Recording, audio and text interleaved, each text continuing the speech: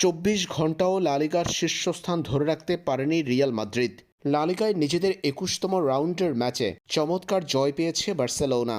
তাতে চিরপ্রতিদ্বন্দ্বী রিয়াল মাদ্রিদকে টপকে লা লিগা পয়েন্ট টেবিলে শীর্ষস্থান দখল করেছে হান্স ফ্লিকের দল।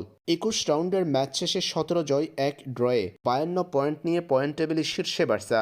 ওভিডোর বিপক্ষে বার্সেলোনার জয় 3-0 গোলের ব্যবধানে। তারকা ব্রাজিলিয়ান উইঙ্গার রাফিনহাও ম্যাচে পেয়েছেন চমৎকার গোলের দেখা। রিয়ালকে টপকে যাওয়ার ম্যাচে ওভিডোর বিপক্ষে প্রথমার্ধের খেলা ছিল গোলশূন্য ড্র।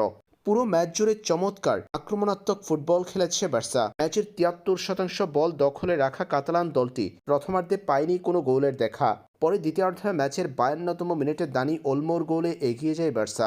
এর 5 মিনিট না পেরোতেই ব্রাজিলিয়ান উইঙ্গার রাফিনহার গোল। দ্বিতীয়ার্ধের প্রথম 5 মিনিটে বার্সেলোনা পেয়েছে 2 গোল। পরে ম্যাচের 73তম মিনিটে লামিন ইয়ামালের চমৎকার গোলে জয় নিশ্চিত হয়েছে বার্সার। 3-0 গোলের দুর্দান্ত এই জয়ে লা লিগা পয়েন্ট টেবিলে রিয়াল মাদ্রিদকে টপকে গেল বার্সেলোনা।